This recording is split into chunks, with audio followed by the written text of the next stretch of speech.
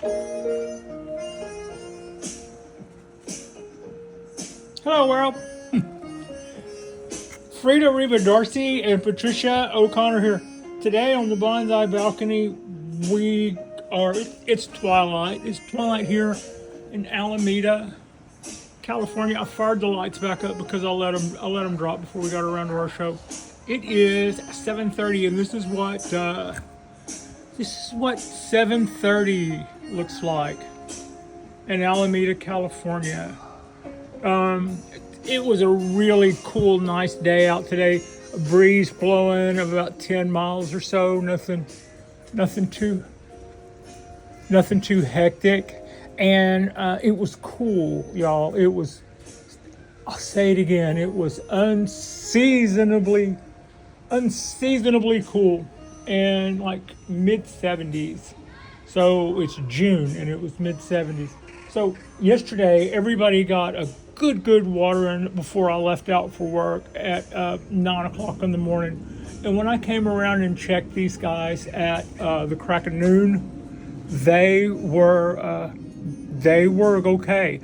A couple of them could have been watered. I say could have, not needed, and most of them didn't. So we were able to put our watering off until about 30 minutes ago. I came through, and now there is a downside to watering this late. That means that the pots are all going to be wet overnight. That can lead to powdery mildew if you do that a lot. We don't do that a lot. I water by when they need to be watered, and they don't always need to be watered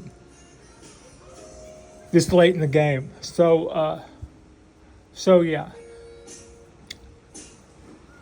We came through and watered at about 7, and now everybody is and the other thing to it, waiting that late on those days when you can, instead of just giving it that quick water before you go to work, goes a long way towards helping me bring out the greens in these trees. They will turn a little yellow if you overwater your black pines, and overwatering is better than underwatering.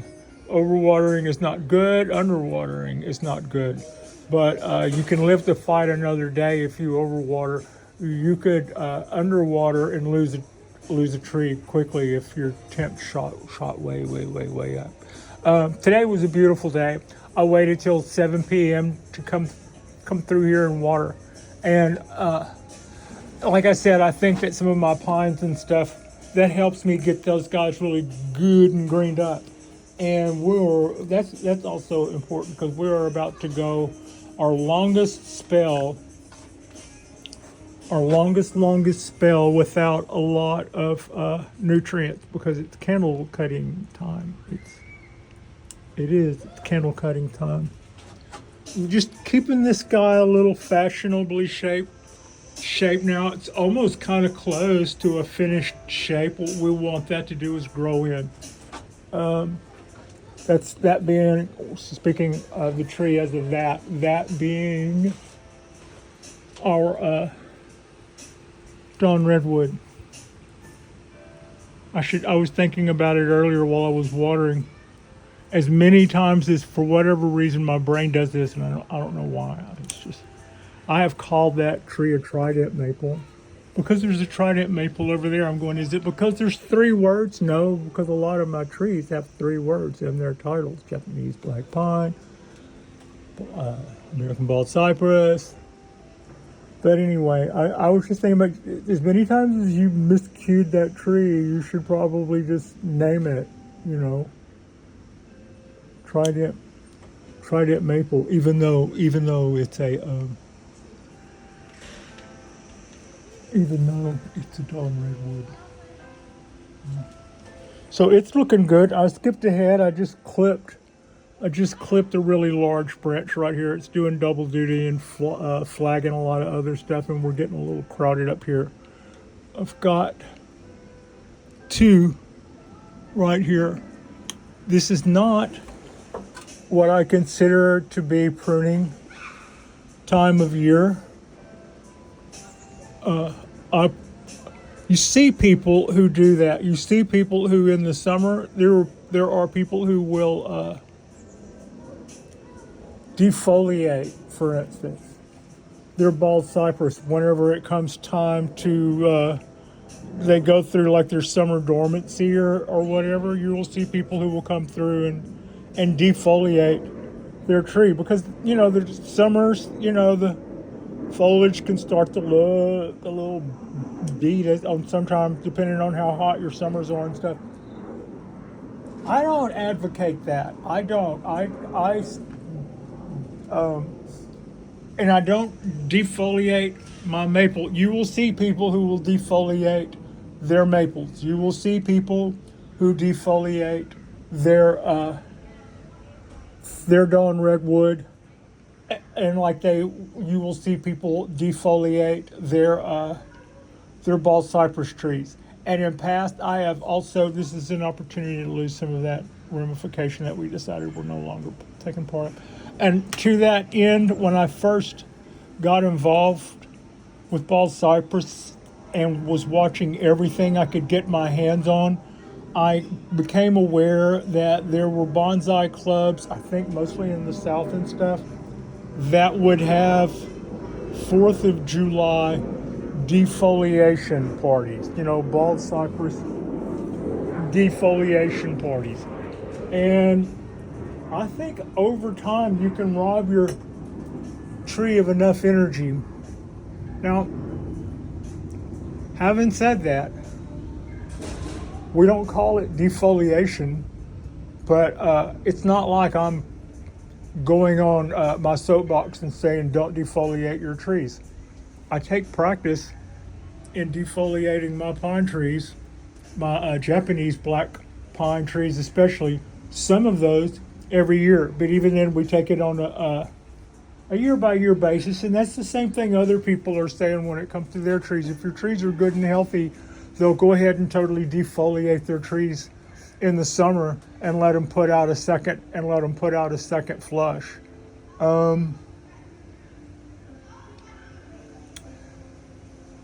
I don't do that. I did that the first year, and then I watched another video where somebody was talking about another way of looking at that practice, and it seems to me like there are some negatives to taking that much energy away mid-season. I think the tree does have a mechanism in place where it can replace all of its foliage, because like for instance a Japanese black pine, it could lose all of its foliage due to a tropical storm or a hurricane or something, but you don't want to put a tree through that unnecessarily if it's not actually going through those things. It's in a bonsai pot, or that's actually a bonsai training pot, which means it might as well not even use the word bonsai pot. It has extra room in it, so that could be anything. To go into a bonsai pot, we will have to do a major root reduction when that's over. So that is that. We won't be doing any major cutbacks or defoliation on our bald cypress. I am seeing the odd. I found one of these on all 3 trees, and normally if it's someplace that's in a high traffic area where Pat's coming through here, speaks of herself in third person, where I'm coming in through here all guns a-blazing with a watering can or something, then I might quite easily go, yeah, well, you knocked into that. But I've seen a couple of little branches, just the odd one by itself, and it's just totally shut down and with an odd color. One on each tree, and I had not seen that before. So it's got me a little curious. Also, I'm noticing going on a tangent about cutting foliage off my trees, and I'm seeing stuff that I want to cut off my trees. Yeah, this isn't an absolute. Almost none of my stuff is. I would say this is a 60% true, right? Don't go robbing your trees of energy when they just grew something and they're just now starting to realize. Like, it took all summer not all summer, but it's taken all spring going on to the beginning of summer for the tree to get this much out of this branch, and now I'm cutting it. Yeah. Yeah, we didn't need two of those right there, that's why. Okay. That's a little quick look at our bald cypresses. Our oak. Our oak is looking really good. This is the back side. It's not distant. I turned it around so that the front side could face out. I rotate the tree around. Sometimes it looks to me like the side that's inside with our artificial light does better than the side that's outside with the sunlight. It might be that the western sunlight at certain times of year is not as good at competing with, or it might be that I'm just all washed up and it's reacting weeks after I'll turn it around, and it might be that the tree responds later after I've already turned it around. So whatever I think is happening is actually could be the opposite of that. But I don't think that either side is faring poorly, or I would figure that out a little more. I'm just kind of looking at it and going, well, the inside that's on the artificial light seems to be doing well. As you can see, the tree is filling out a lot. I've started letting some of our stuff on this tree grow out longer. Last year, I pruned this tree several times during the summer. This year, I stopped doing that. And we are about where the silhouette of the canopy on this tree would be, meaning that come fall, I won't get the leaves drop on this tree the way I do my bald cypress, which tells me when it's time to go through and make my branch selection for this year going into next year. That doesn't happen. It's an evergreen, as is my court bark oak over there. So about the time it does a little leaf exchange, we'll consider that the same as, I'll cut some of these guys back to a more usable length. This is also the year that instead of cutting those branches back the way I had been, I started exercising pinching, and man, that made such a difference. Instead of getting branches that are hugely elongated and no leaves or few leaves, drops leaves, we stay tight, we grow and stay tight with back buds and stuff, and that is because we've been pinching tips this year. That was a very worthwhile lesson that we picked up on and started practicing. I'd heard about it for a couple of years and I went, what's the difference? I don't really see, and there's a difference. There just is a difference. So as opposed to letting a branch go out this long and then cutting it, and then trying to decide which way the next, the direction it takes next. We're going to get a few more rounds of leaves out of here and branches out of here because we're still very much in a building process. And then at some point, I will be able to start making choices. Right now, still pretty much the same as the last couple of years in our rebuilding years. I haven't been cutting back to our choices. We've been needing leaf mass, and we've been needing leaves and branches and twigs to help us rebuild our canopy. So all of these things sticking up, they're not getting deselected out of the process, but their days are numbered. I don't wire this tree a lot, although I'm not opposed to putting. Oaks are tricky to wire. You have to you can't scar them up, or you can if you scar them up, you can kill the branch quite easily. I don't think they pass their fluids through. I think you can kill a vein with an oak. If you hurt something down below, you can kill off stuff above that was in that path, that was getting the energy through that pathway. Not so with like Japanese black pines. If you put a cut here, it'll send that moisture around it, sideways, backwards, left, right, whatever it has to do. It'll move around the obstruction and keep moving all of that stuff forward, and then still keep feeding the branch that had a scar or a scratch on it. You have to watch your P's and Q's with oaks when it comes to that. Also, if you crack them, they'll mostly always die. I would say if you crack one of these, trying to put some shape into it or just with an accent or whatever, don't try to put it back. Just stop right where you are. Put a little cut paste over that, and then either it will or it won't. Most of the time, it won't. It won't, as in won't make it. Crack them and they die. It's been my experience when it comes to the oaks. For all their rowdy, hardy, toughy, nuffiest, they can also They can also be a little less forgiving when it comes to the rough stuff. Ponderosas. This little ponderosa we're looking at is a ponderosa pine collected in Deadwood, South Dakota, off of elevation of several thousand feet, 5,600 feet. I know it's specific. That was written on the card when I got the tree.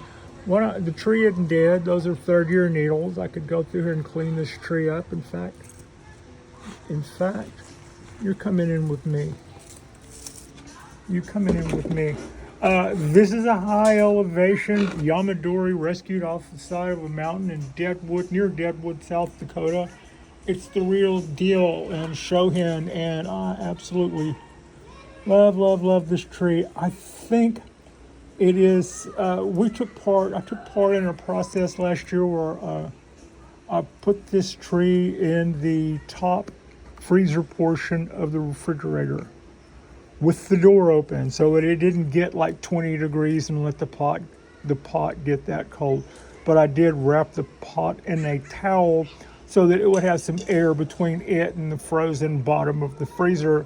And then I put it in the freezer and I put something in the door so that the door would stay cracked and it wouldn't just pull a vacuum on there, but it would be like 25 degrees. And then that was while I was in bed.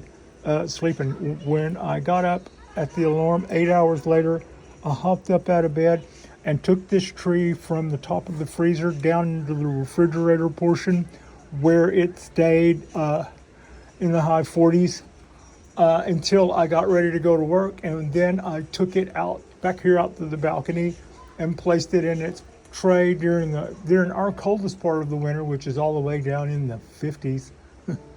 So we did that three times, and we were able to accumulate our days of below freezing temperatures that these things, I'm told, they require. And I believe that's helped us out. The tree is thriving. The tree is doing well. The tree is backbiting. Absolutely. Actually, both of my ponderosas are.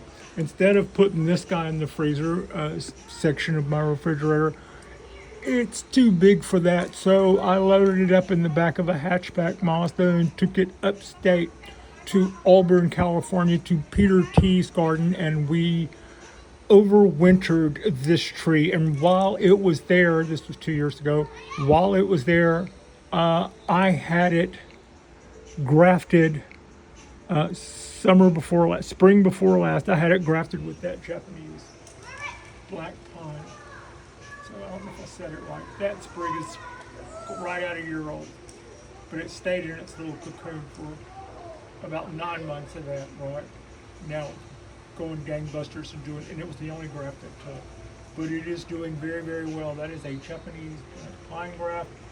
That is going to be the future of the tree. The rest of the tree is doing rather well. We repotted this tree this spring, and it is showing that it is happy with that. It is putting on new growth everywhere, which tells us that we have root growth going.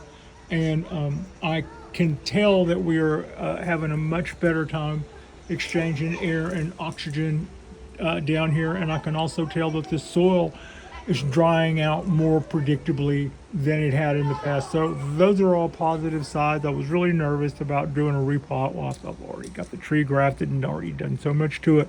But when I got in there, I saw that was the right thing to do. I had a conflicting situation. I had parts of it that were too dry and parts of it that were too wet. So the parts of it that were too dry were going too long, and the parts of it that were too wet were rotting the tips off. So it looked good for all of that. It looked pretty good for all of that, and now it's looking better and putting in a lot more growth. And even with all of that going on, that's just going to affect the overall general health of the tree, and the health and the vigor are all thumbs up and plus. And our graft is growing fast, which is exactly what we would expect. The water mobility rate of Japanese black pine is so much faster than the water mobility of ponderosa needles that that thing should be in hyper growth mode compared to the slow growth of typical ponderosa. And excuse me, as that excuse me, as that sprig gets bigger and takes on more and more prominence, then we would expect to see cutting back more and more and more of this ponderosa growth, throwing more and more energy towards this. Now, in a year or two, when it comes time to repot our guy again and cut back our growth, that should signify the last of the ponderosa growth. That should be a usable timetable. As I repot this tree, I should at that point will have relieved the tree of 75% or 85% of its ponderosa growth. And on that next repot in a couple of years, and there's a timetable frame in mind for that. And if the tree doesn't adhere to that, then we'll move it. But next summer, 2026, will be the bonsai auction. I mean, not the bonsai auction. Will be the bonsai expo in the Pacific Bonsai Expo, which is in Oakland, California, every year. And I am fortunate enough that I live right next door to Oakland. I live on the outskirts of Oakland in a community called Alameda, California, a little island here. And it's so close. I will probably pick up, we're going to try to have our carts right to pick up a new pot for this guy at that show. And so that would be next summer, about this time, I would be picking out a pot for this, so that later on, when we were to go, we could repot this. And then, like as stated earlier, our Japanese black pine growth, if it has continued to thrive and continued to become a more dominant portion of the tree, that indicates that that sprig by itself can maintain enough energy and enough fluid mass to maintain that whole branch and stuff. Then I can just start cutting this other stuff back. And yeah, and then I still haven't quite nailed the angle that I want on this guy yet. I think it goes over more. And all of that other stuff that you see on there now, that's ponderosa. Some are part or most or none or whatever. Any possibility there. Those are all future deadwood features.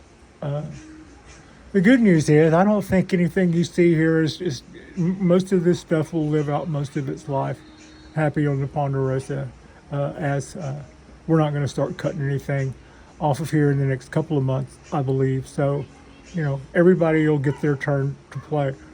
Future ponderosa growth will be pretty much curtailed at some point. So that's got our oak, that's got our little ponderosa and our big ponderosa. These are some little ponderosas that I purchased on Etsy. This one, that one, and that one. And they're happy little trees. They're an experiment. I haven't put these guys in the freezer or done anything with that. We are so far enjoying the 2 going on 3 years of growth that I was told that we could get with the ponderosa before they ran themselves into the ground. So I was told that they would. I was told that they wouldn't. I was also told that this is a Ponderosa scopulorum. This is a Ponderosa scopulorum. This is a Ponderosa, and this one, and this one, and this one, the 4 that I was just showing you. I don't know what phenotype they are. I don't know what subspecies they are. That might make a difference as to what I've been told. And this is a ponderosa, this little formal upright here that you can't see because I'm not shooting well. The answer to why I was told they would and would not do here with equal vigor might come down to the subspecies. So that's something to be considered there. Our little Japanese black pines. Oh, they look like I'm up on top of them. My little Japanese black pines. We have a bunch of them. They're ours. They're not so much mine as if you've been here any time at all. These we popped in the kitchen this past spring. It was super simple. Cooking for me, that's risky, but making Japanese black pine trees in my kitchen, I can do that. I can do that right and left. No problem. And this all gives us more stock to work with, and these guys are just doing really good. I am pretty anxious. I'm getting kind of anxious again. We're going to start making some more. I just did some here recently, but I've got the hankering to do some more of our Cheerio trees. Cheerio trees is what I refer to the technique where I bend these guys all up. This is this guy after we did our big candle cut. We did some foliage reduction and a big candle cut on that guy. I like this tree. It came out really nice from all of that. Now, nothing left to do to that tree for the rest of the year. Let me see what I'm showing y'all. I'm just pointing the camera indiscriminately off at something while I reach far off. Okay. Yeah, that was worth it. Yeah, look at that little guy. We did quite a bit. Now see, I should have my little table out here, I suppose. We did quite a bit of work to this tree Saturday night. Come on now. Focus.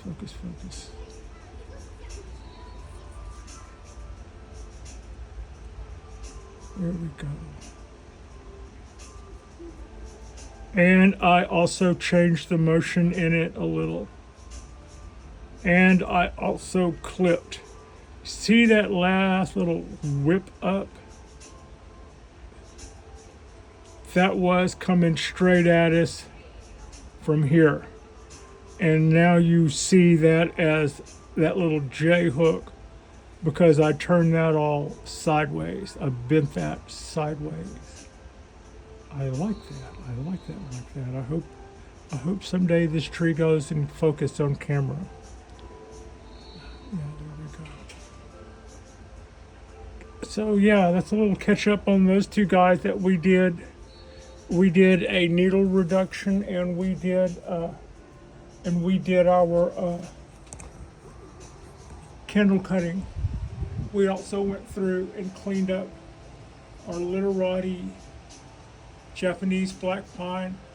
I know I worried some of y'all. I heard the word cringe moment, and I think it referred to the work that I did to this tree, but oh, did it bounce back.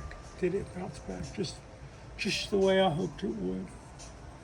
So that's that. It came out looking really nice. We've done our work on this tree now for this year.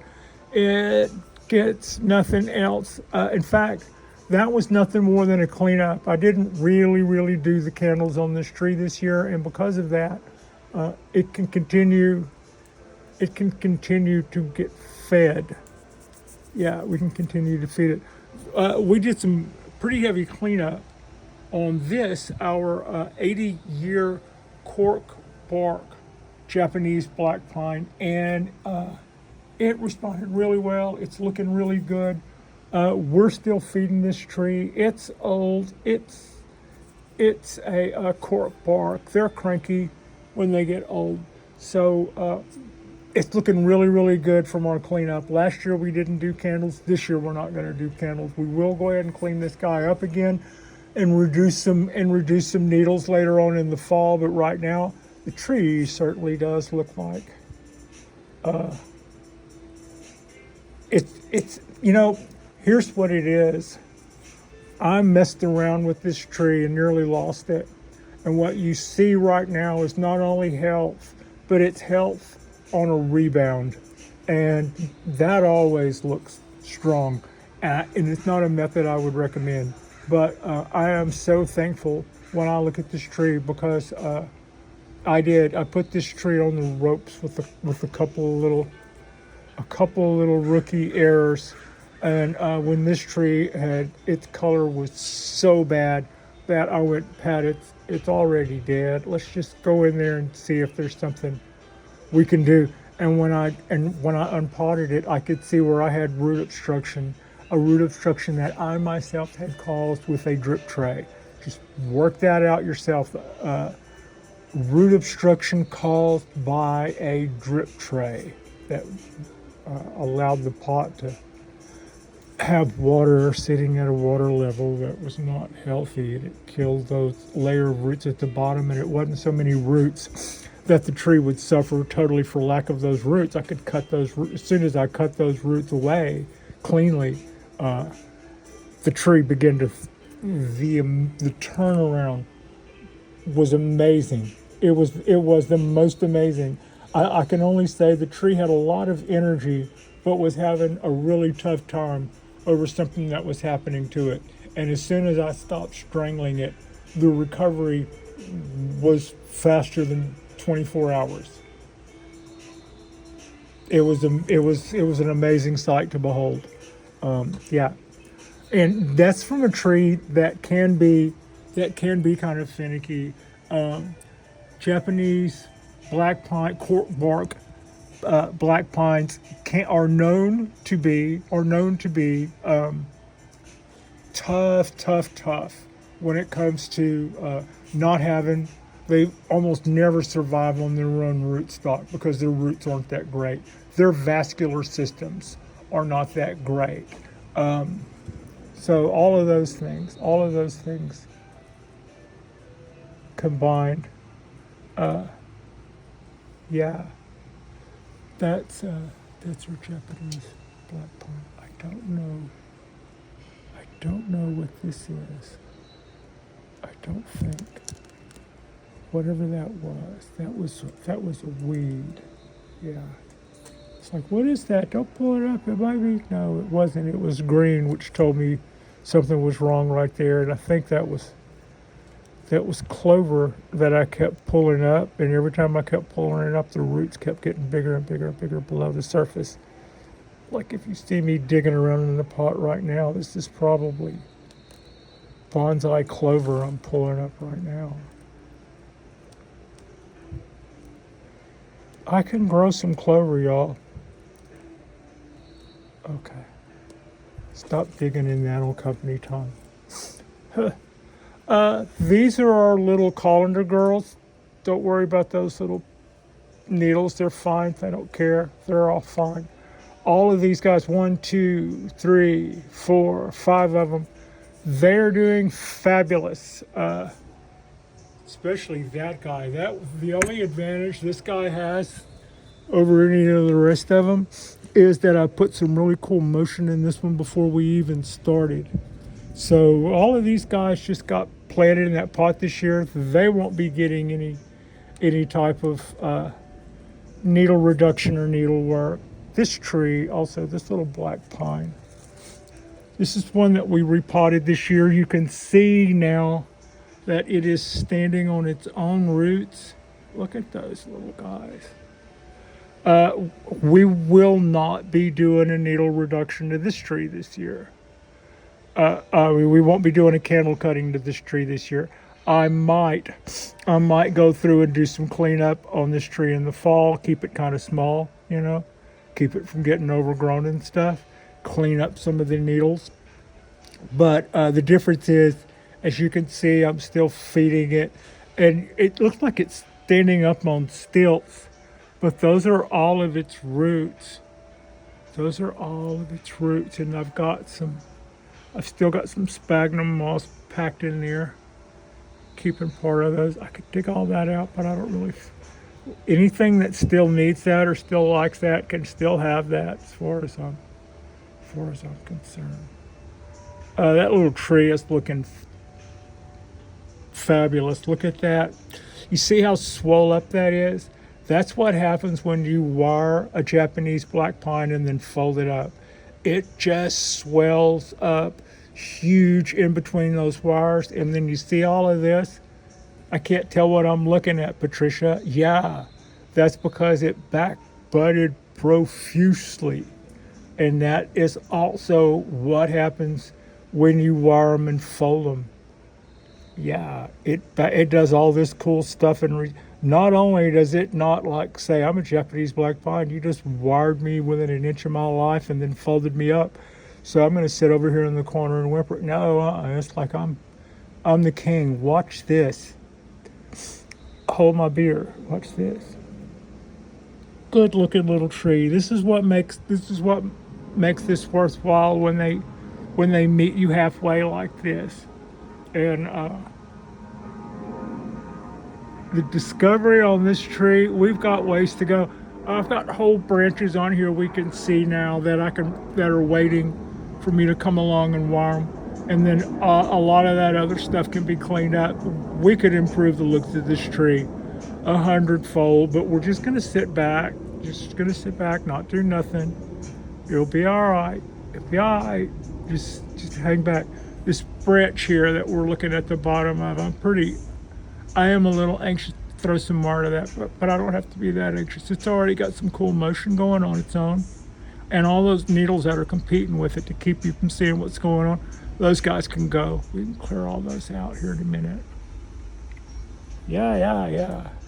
So yeah, a little quick glance at just a few of our black pines, and then clear out. I've got to get rid of some more bonsai clover over here, but this pre-bonsai, it's almost like an infinity trunk here. It just wraps and curls and folds back on itself like a Mobius strip. It just folds back on itself. All right. This is a quick catch up. We're gonna call this a quick catch up and pick this up. Our trident maple is vibrating off. You see all this pink stuff? This is all the twos that we got from the ones that we cut off there. And that makes that doing so worthwhile. I can go back here in a minute now and clean these up after a second, but you can see I chopped that there, and then boom, boom. From the next two leaves, boom, boom. From the next two leaves, boom, boom. And we can build mass so quickly with that trident maple that way. So yeah, I did a midsummer prune back on that. Also, it was taken over. It was kind of taken over the place a little. So yeah. It's getting a little too full of itself, and we were getting a little too full of it too. All right, that's gonna be about it. My cork bark is slowing its roll. It's filling out really nicely. This is the front of it, by the way.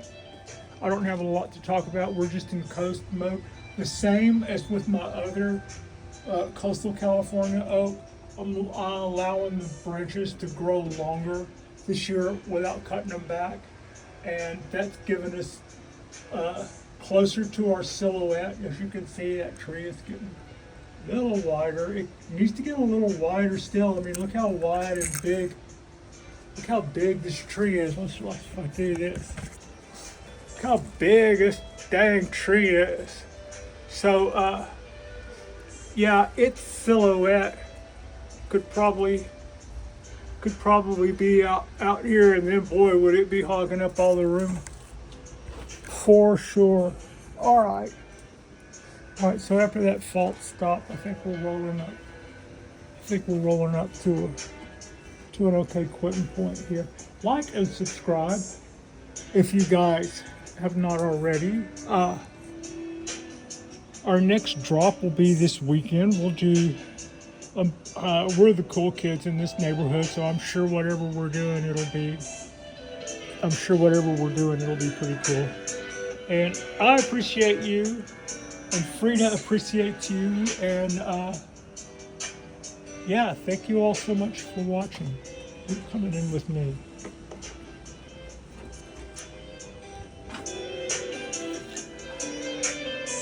All right.